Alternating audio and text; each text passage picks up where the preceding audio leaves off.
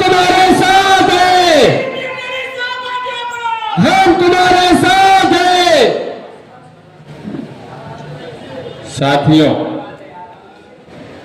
आज की ये मीटिंग और उस मीटिंग में बड़ी तादाद में पुरजोश नौजवानों, साथियों, हमारे महाराष्ट्र के यूथ अध्यक्ष औरंगाबाद से आए हुए हमारे मेहमान डॉक्टर अब्दुल रऊफ साहब और पार्टी के जिम्मेदारान, आज जिन लोगों को ओहदा मिला है, हमने समाजवादी की सदर शान हिंद को अबू आसिम आजमी साहब ने सदारत दी, उसके बाद से हमने कोई बॉडी नहीं बनाई थी। इलेक्शन का वक्त था, ये हुआ कि पहले इलेक्शन लड़ा जाए। अब सेक्रेटरी और नायब सदर बना दिया गया है। अब इनकी जिम्मेदारी है कि ये 15 दिनों में अपनी बॉडी तश्कील दें। उसी के साथ यूथ के हमारे सदर अब्दुल रहमान सपना साहब और वर्किंग सदर शाहिद भिकन साहब, इनकी जिम्मेदारी है कि ये यूथ की बॉडी 15 दिनों में बनाएं। हमारी जहां मदद लगेंगी हम वहां मदद करेंगे। असेंबली इलेक्शन के बाद पुरजोश पब्लिक का मौका अब मिला है।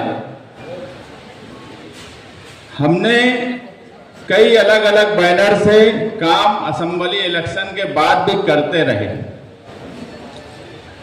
आने वाला वक्त कारपोरेशन इलेक्शन का है।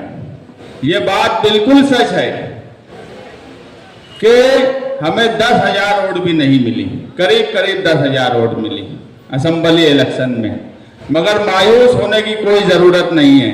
हर इलेक्शन की अपनी नवैयत होती है और मैं आपको अभी कहता हूं कि आने वाले कारपोरेशन इलेक्शन में बाजीगर तो तुम ही रहने वाले हो। हम इलेक्शन इसलिए काम नहीं करते कि इलेक्शन आ रहा है, हम काम करते रहते हैं, उस बीच इलेक्शन आता है। आने वाला वक्त कारपोरेशन इलेक्शन का है। फील्ड पर काम करने के लिए हम जितने भी प्रभाग हैं बने हुए, नई वार्ड रचना होती रहेंगी, वक्त आगे पीछे भी होता रहेगा, मगर वार्ड रचना के हिसाब से हर पैनल में एक कमेटी हम 1 महीने के अंदर बनाएंगे। समाजवादी एक्शन कमेटी हर पैनल में होगी और वही एक्शन कमेटी तय करेंगी कौन उम्मीदवार हो, कैसा उम्मीदवार हो। आज जो हालात हैं, बहुत सोच समझकर उम्मीदवारी देने का वक्त है। आप देखे होंगे कई वकला का आज पार्टी में इस्तकबाल किए। हम चाहते हैं कि इस बार कारपोरेशन के हॉल में वकील भी होना चाहिए। ये पार्टी की जरूरत नहीं है, ये इस शहर की जरूरत है कि वकील होना चाहिए। ऐसे लोग होना चाहिए जो कारपोरेशन में कारपोरेशन के रक्षक हो, उसके भक्षक ना हो, सिर्फ खाने कमाने के लिए नहीं जाए। सारे मसाइल का हल कारपोरेशन से ही होने वाला है। एसआईटी से लेकर लैंड जिहाद की बात, जितनी बातें आती है, ये सबका हल कारपोरेशन में निकलेगा और इंशाअल्लाह पूरी ताकत से कारपोरेशन का इलेक्शन लड़ा जाएगा। पिछले हफ्ते यहीं पर एक मीटिंग हुई मौजूदा एमएलए की। अच्छाई और बुराई पे बोला जाए, बड़ी अच्छाई और बुराई पर इलेक्शन लड़ने वाले जब वो तकरीर कर रहे थे तो ऐसा लग रहा था कि कोई एक बेवा औरत है और सीना पीट रही है कि मेरे शहर के साथ ये हो गया, मेरे शहर के साथ ये हो गया। अंडरग्राउंड वाले परेशान कर रहे हैं, प्राइवेट बिजली कंपनी वाले हमारे अंसारी भाइयों को परेशान कर रहे हैं। अंसारी जानबूझकर बोल रहा हूं, वजह बताऊंगा आगे। आप एमएलए हो, आपको इस शहर ने जिम्मेदारी दी, लड़कते पड़कते दी, 162 वोट से ही जीते, मगर एमएलए हो और सारे मसाइल पर आप बोलते हो कि अंडरग्राउंड ने पूरा शहर तबाह कर दिया। हमारे मालेगांव शहर के 2 हलके हैं, एक मालेगांव आउटर और एक मालेगांव सेंट्रल। मालेगांव आउटर में भी यही एजेंसी काम कर रही है अंडरग्राउंड की, मगर वहां कैसे बराबर काम हो रहा है, वहां के एमएलए मंत्री कैसे बराबर काम करवा रहे हैं, ये क्यों नहीं करवा पा रहे हैं, इसकी वजह बताता हूं, गौर से सुनना। अंडरग्राउंड गटर वाले की शिकायत 27 जनवरी को कमिश्नर को की गई कि इसका बिल नहीं निकालना, ये काम सही नहीं कर रहा है। आमदार के खुद के लेटर पेड पर बैठक हो गई ना, रेस्ट हाउस में बैठक हो गई, बोले 2 करोड़ की बातचीत तय हो गई, मगर पेड़ बढ़ा है, 2 करोड़ में तो जमा नहीं। 15 मार्च को मंत्रालय में लेटर पेड पे खुद शिकायत की है, बैठकर 5 करोड़ ले लिए।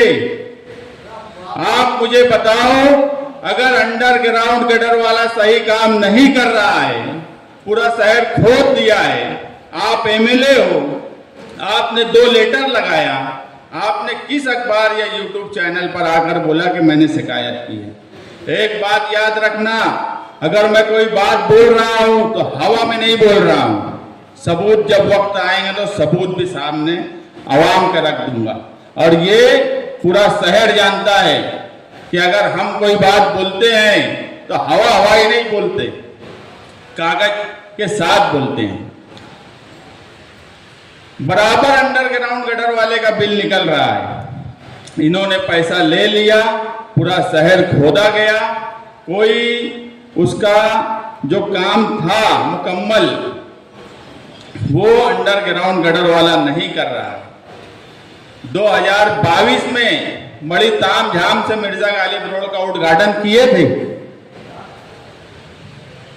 कल हल्की बारिश में 17 मोटरसाइकिल स्लिप हुई है, 17, 25 भी हो सकती है।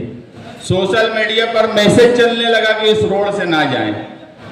3 साल हो गया आप एक रोड नहीं बना सके और जिम्मेदार आप, और आकर आप ऐसे बोलते हो कि सारे मसाइल हल कौन करेगा?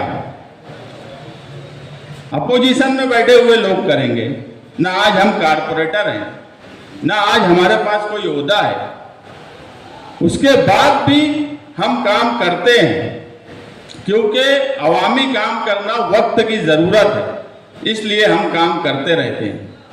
किला झोपड़पट्टी का सवाल हो या एसआईटी का सवाल हो, किला झोपड़पट्टी का मैंने इनको वक्त दिया था कि 10 जून तक अफिडेविट फाइल करवाओ कि आप कौन सी जगह चाहते हो। 9 जून को तहसीलदार और कलेक्टर का अफिडेविट हाई कोर्ट में आ गया। मैं 10 जून को बंबई में था, 11 को भी बाहर ही था। 11 जून को तहसीलदार और कलेक्टर के साथ मीटिंग कर रहे हैं अफिडेविट फाइल करवाने का। ये बेवकूफ समझते हैं, इनको कुछ भी नहीं समझता। इनके आसपास के जो लोग हैं, ये हाईकोर्ट के ऑर्डर तक इनको नहीं समझ में आते कि प्रोटेक्शन ऑफ स्ट्रक्चर अगर 25 जून तक दिया गया है तो उसका मतलब है कि उस स्ट्रक्चर को कोई तरीके से तोड़ा नहीं जाए। मगर ये और इनके साथी स्टे नहीं लिखा है, बोले हाईकोर्ट के ऑर्डर में स्टे नहीं लिखा है, इसलिए बोले स्टे नहीं है। कोई बेचारे ऑडियो वीडियो में ही लगे रहते हैं आसपास के लोग भी। एक है हमारे ओरल सेठ, क्या नाम है यार उनका, कंपाउंड वाले, नहीं, यूसुफ इलियास, ये सब लोग बोलते हैं कि इनको फंसा दिया गया। अरे तुम खुद कूद कर फंस रहे हो। कूद कूद कर जा रहे हो, क्यों तुमको कोई फंसाएगा? मौजूदा एमएलए बोलते कि मुझे ख्वातीन का फोन आ रहा है तो मैं मेरे पीए को दे देता हूं कि फंसे तो वो फंसे। अरे फंसे ही क्यों, हमको भी फोन आते हैं। अगर कोई खातून फोन कर रही है, बहुत से लोग हमको भी फोन करते हैं, मुझे भी फोन करते हैं, उनके मसले होते हैं, कोई परेशानी होती है। तुम्हारी नीयत सही नहीं है इसलिए तुम तुम्हारे पीए को फोन देते हो। अगर तुम्हारी नीयत सही होती तो क्या जरूरत है पीए को फोन देने की? तुम खुद कूद कूद कर फंस रहे हो, खुद बात कर रहे हो, तुमको खुद डर लगा रहता है कि मेरी ना कभी ऑडियो आ जाए, मेरी ना कोई वीडियो आ जाए, और दूसरों को बोलते हो कि कोई लेडीज फोन करेंगी तो फंसाने के ही लिए करेंगी। तुम एमएलए हो, पूरे शहर के एमएलए हो, तुमको मसले मसाइल में फोन किए जाएंगे, जो उनका मसला है वो सुनो। तुम क्यों लग जाते हो? एक तो बैठे रहते, लगे रहते, तुम क्यों लग जाते हो? ये डर क्यों है तुमको कि हम फंस जाएंगे, हमें फंसा दिया जाएगा? कोई किसी को नहीं फंसा सकता। यहाँ हजारों का मजमा बैठा हुआ है, मीडिया वाले बैठे हुए हैं, हमारे सीनियर शरीफ डी साहब बैठे हुए हैं, 2 शादी किए, मगर कोई फंसा सकता क्या? मुमकिन है कोई फंसा दे? अरे तुम फंसना ही चाह रहे हो, तुम फंसे हुए हो, तो तुमको फंसाया जा रहा है। इस तरह की बेतुकी बातें करके घंटा भर शहर को मिसगाइड करते हो, कोई काम काज की बात नहीं करते, कोई जमीन पर तुम्हारा काम नहीं है, सिर्फ हवा हवाई बात करना, लोगों पर इल्जामात लगाना। कब तक ये शहर में चलेगा? एसआईटी बैठ गई है, एसआईटी बैठने के बाद क्या किया तुमने? कोई काम नहीं किया, दोबारा नोटिस बंटना शुरू हो गई। अभी भी 1044 लोगों की नोटिस बंट रही है। हम पार्टी ऑफिस से लोगों का काम कर रहे हैं और मैं उन लोगों को भरोसा दिलाता हूं, 1044 लोगों को, कि आप बिल्कुल बेफिक्र रहिए।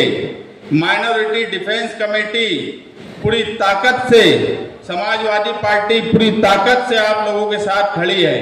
हमने ये भी फैसला किया है कि अगर 1044 लोगों को बिला वजह गिरफ्तार करने की तरफ डिपार्टमेंट जाएगा, आम लोगों को, तो हम अब जमहूरी एहतजाज की तरफ जाएंगे, अब सड़क पर उतरेंगे, मगर बेगुनाह को गिरफ्तार नहीं होने देंगे। तुम्हारा तहसीलदार झूठा, एक तहसीलदार जिसको बोलता है कि मेरी साइन नहीं है, जिसकी साइन है वो आज तक आकर नहीं बोला कि मेरी साइन नहीं है। दूसरा तहसीलदार बोलता है कि उसकी साइन नहीं है। कारपोरेशन बोलती है कि हमारे पास सबके आदेश है। ये आप लोगों के मसले का हल हम बार बार बोल रहे हैं कि हैंड राइटिंग एक्सपर्ट से जांच करवा लीजिए, आम लोगों को परेशान मत करिए। मगर सिर्फ परेशान करने के मकसद से ये सब छछन किया जा रहा है और लोगों की मदद करने के बजाय मौजूदा एमएलए परेशानी में कैसे इजाफा हो उस तरफ जाते हैं। ये जीते तो जरूर हैं, मगर 162 वोट जो बार बार बोलते हैं ना, ये दर्द उनको सहा नहीं जाता कि इस मर्तबा तो पक्के एरिया से भी वोट नहीं मिली। अगर वोट मिली होती तो 162 वोट से नहीं आ रहे होते। ये दर्द है उनका, उसकी वजह से ये परेशान करते रहते हैं। आपको एक बात बता दूं कि किरीट सोमैया जो आखिरी बार आए, किरीट सोमैया के आने के बाद इनके करीब के ही एक मास्टर बीजेपी के सदर से हाईवे पे रात में 2 बजे सुख सागर होटल पे नहीं मिले क्या? किरीट सोमैया से मिलवा दो, आरएसएस वालों से मिलवा दो, आसिफ शेख और मुस्तकीम डिग्निटी, ये जो माइनॉरिटी डिफेंस कमेटी एसआईटी के खिलाफ बनाए हुए हैं, इनका कुछ करो, इनको जेल में भेज दो, इनका कुछ करो, नहीं तो ये हालात ऐसे ही रहने देंगे। ये मीटिंग नहीं हुई क्या तुम्हारी?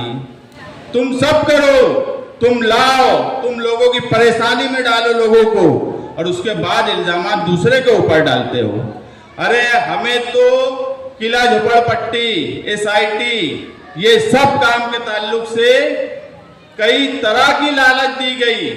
बड़े जिम्मेदार लोग आकर बोले कि कि वक्फ में ले लेंगे, फला जगह ले लेंगे, आप लोग इस मामले से हट जाइए। मगर हम निहाले हैं, हम लालची नहीं हैं। आवाम का काम करना, गरीब आवाम के सुख दुख में रहना और उनके साथ धोखा नहीं करना, हमने कभी कोई लालच नहीं की। हमने साफ इनकार किया कि हम इनका काम करते रहेंगे। और यही वजह है कि आज जिस हिसाब से इनका प्लान था या प्रोग्राम बनाया गया था मालेगांव शहर के ताल्लुक से, अगर कमेटी बनाकर काम नहीं किया गया होता तो नक्शा कुछ और होता। ये हमसे ही डरते हैं, हमारे कायदे कानून से ही डरते हैं।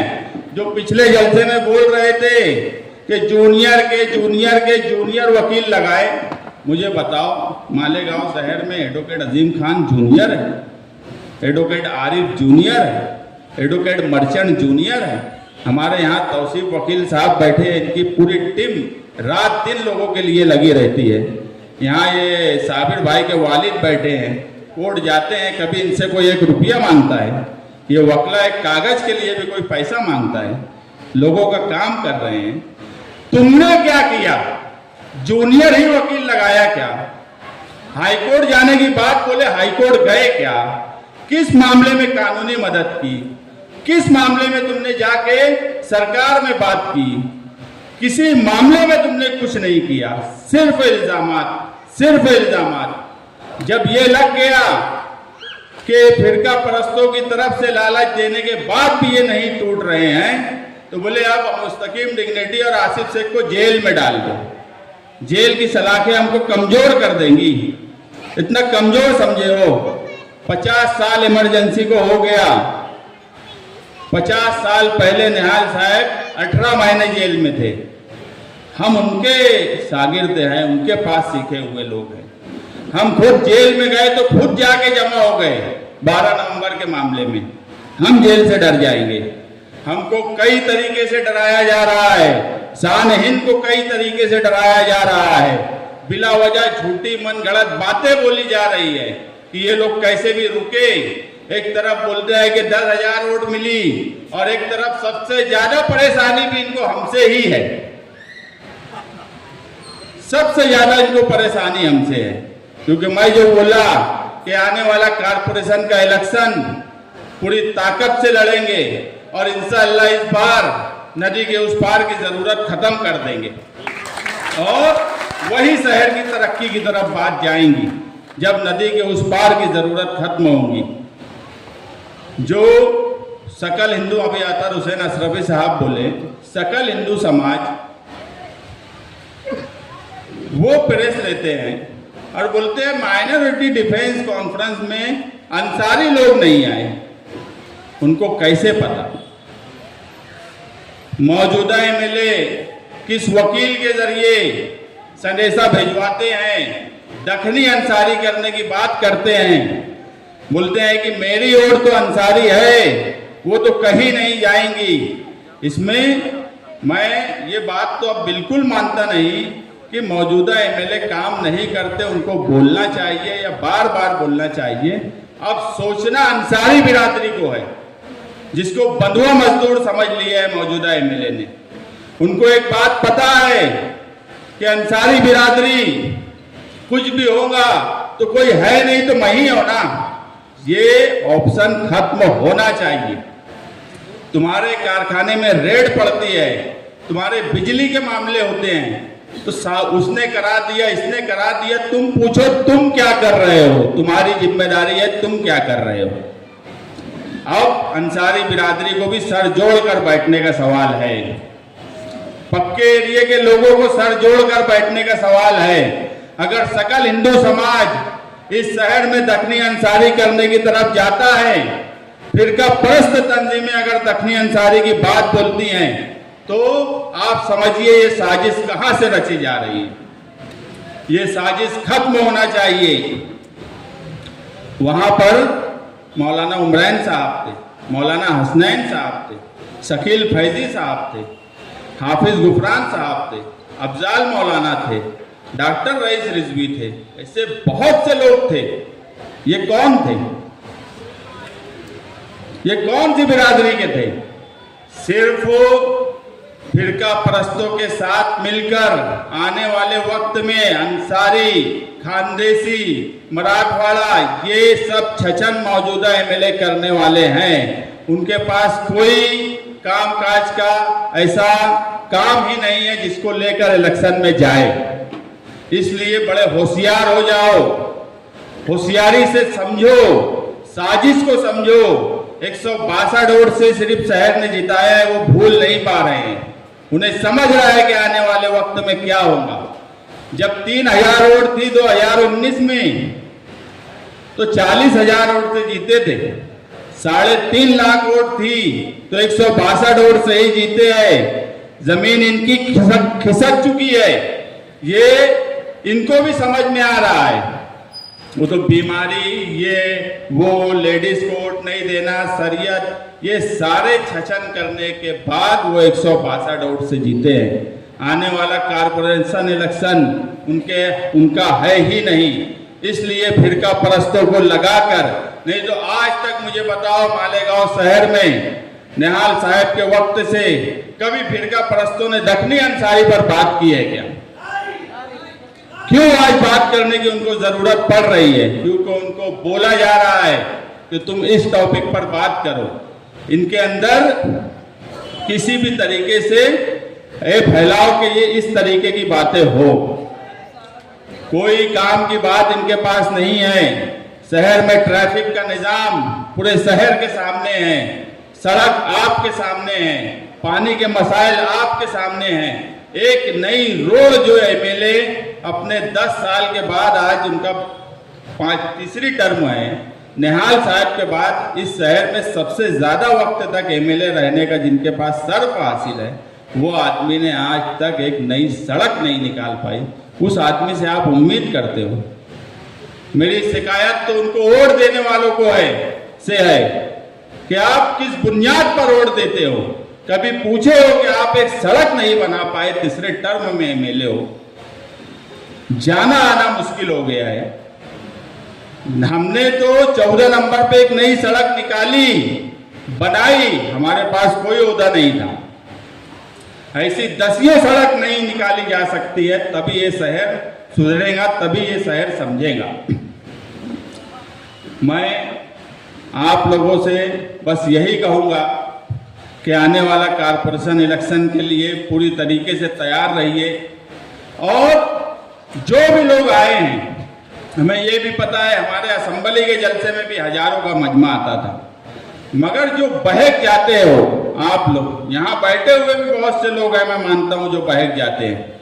आप सोचिए, आप समझिए कि काम कौन कर रहा है और काम छछन कौन कर रहा है। आप एक मर्तबा सोचिए कि हमारी शहर की ख्वातीन जेल में बंद हो गई, ये आदमी आज तक मिलने तक नहीं गया।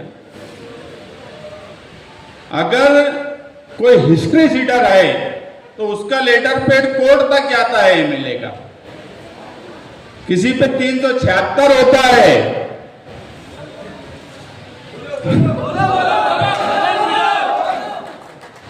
तो उनके लिए भी लेटर कोर्ट तक जाता है। इनका लेटर 376 के आरोपी, जो एक तरासन वाली से,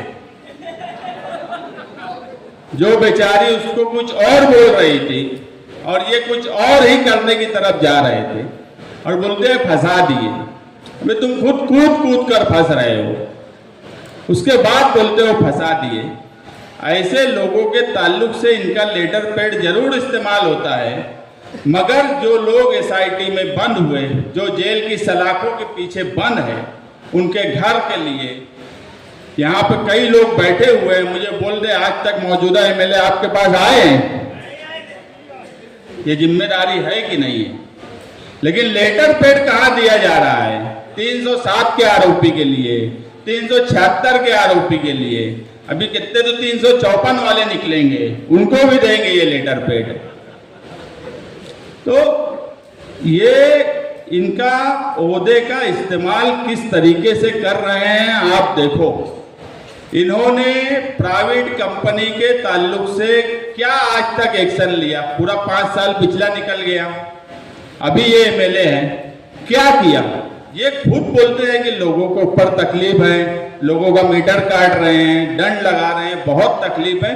अरे सब पता है पूरे शहर को, पूरे बुनकरों को पता है तकलीफ है, आपने क्या किया वो आप बताइए। ये कभी भी किसी भी सूरत में सिर्फ ठेकेदारी, पिछले 3-4 सालों से पीडब्ल्यूडी का रिकॉर्ड उठा लो, 10 लाख के अंदर का टेंडर करवाते हैं। सैकड़ों टेंडर बोगस काम किया इन्होंने, सैकड़ों बोगस काम किया। अगर 1 करोड़ का काम है तो उसका 10 टुकड़ा करते हैं। 10 टुकड़ा करने की जरूरत क्यों है? एक काम है कब्रिस्तान से लेके अगर आगे तक का 1 करोड़ का काम है तो 1 करोड़ का काम है। 10 अलग अलग एस्टीमेट बनाने का मकसद चोरी है।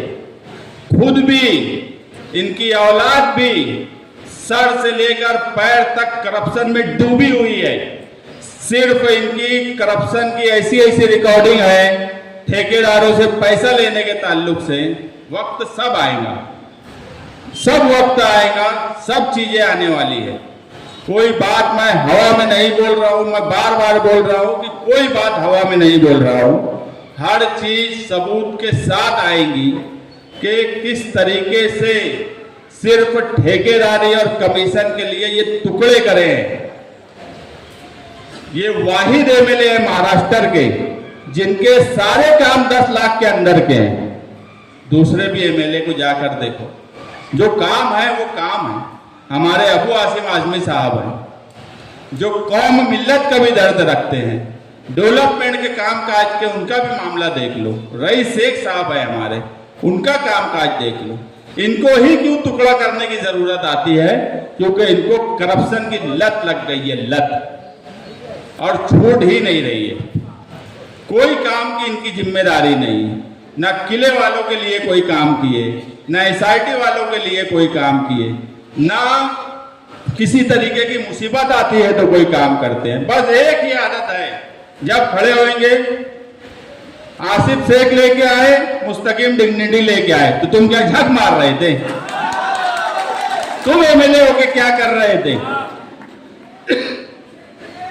कब तक ये सब झूठ फसाद बोलते रहेंगे? अपनी जिम्मेदारी क्या है वो आवाम को बताओ, आपने क्या किया वो बताओ। बस ये लाए वो लाए तो बोले अब हम भी जा रहे उनसे मिलने, कोशिश में लगे हुए हैं। बराबर एक वकील के जरिए संदेशे पे संदेशे जा रहे हैं। हमको भी बताते हैं ना, हमको तो इनके घर के ही लोग बता देते। ये घर से निकलते मुशावरत चौक पे नहीं आते, हमको फोन आ जाता ना कि हजरत मुशावरत चौक तक पहुंचे हैं, बाजू वाला भी बता देता ना हमको। तो हमको बता दिया जाता, इसीलिए सब आ रहा है ना। तुम सिर्फ बोल रहे हो कि तुमको बताया जाता है, तुम्हारी सब बातें हवा में।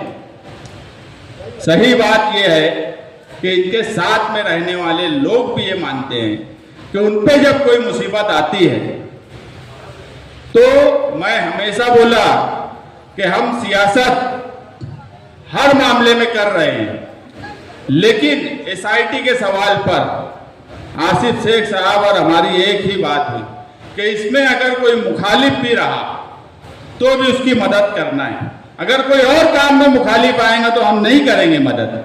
मगर एसआईटी और जन्म दाखिले के सवाल पर इनकी ऑफिस में बैठा हुआ लड़का जब हमारे पास आया मेरे पास, तो मैंने उसकी भी मदद करने की पूरी कोशिश की। उस मामले में सियासत नहीं, वो शहर के ऊपर एक बदनुमा दाग है और वो दाग 6 महीने की मुद्दत है एसआईटी को। मैं पुलिस डिपार्टमेंट को भी, सरकार को भी, किरीट सोमैया को भी चैलेंज देता हूं कि अगर तुम्हारे में हिम्मत है तो 10 जुलाई को एसआईटी की रिपोर्ट आवाम के सामने 6 महीना पूरा होने पे लाओ। एक बार तजवीज मेरी ये है कि एक बार हाथ उठाकर बोलो कि 10 जुलाई को एसआईटी का 6 महीना हो रहा है जो मुद्दत दी गई है। इनकी पूरी चौकसी हो गई है, तो 10 जुलाई को सरकार मुद्दत ना बढ़ाए, हाथ उठाकर एक तजवीज मंजूर करो कि 10 जुलाई को एसआईटी की रिपोर्ट सरकार, पुलिस डिपार्टमेंट अवाम के सामने, सरकार के सामने लाए। दूध का दूध, पानी का पानी, सब कुछ हो जाने वाला है। कौन बांग्लादेशी है, कौन रोहिंग्या है, कौन इस हिंदुस्तान में रहने वाला है, ये सब दूध का दूध, पानी का पानी हो जाएगा। लेकिन इनकी नीयत में अगर खोट रहा तो ही ये मुद्दत बढ़ाएंगे। अगर इनको सिर्फ सरकार को, मुसलमानों को परेशान करना, मुसलमानों को तकलीफ देना, ये मकसद रहा फिरका परस्तों का, तो आप समझ लीजिए कि 10 जुलाई को अगर रिपोर्ट मंजर-ए-आम पर नहीं आती है तो आप ये मान लीजिए सरकार की इतनी बड़ी टीम लगने के बाद, पुलिस डिपार्टमेंट की इतनी बड़ी टीम लगने के बाद ये मालेगांव शहर में एक बांग्लादेशी नहीं निकाल पाए, और ये निकाल भी नहीं पाएंगे। ये शहर मजहबी जरूर है, मगर ये शहर ने कभी किसी बाहर के रहने वाले को यहाँ पर आसरा नहीं दिया और ना कभी देगा।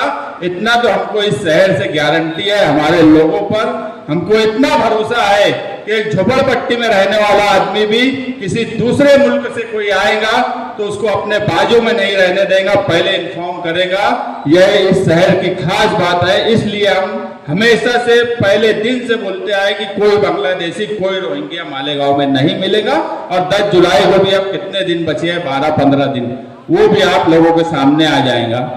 मैं यहाँ आए हुए तमाम ही लोगों को और खास तौर से मालेगांव शहरियान को एक भरोसा दिलाता हूँ कि अभी दोबारा जो नोटिस बढ़ रही है, आप लोग हमसे राब्ता करिए, आप फिक्र मत करिए, हम हर कदम पर आपके साथ खड़े हैं, हर तरीके से आपके साथ खड़े हैं।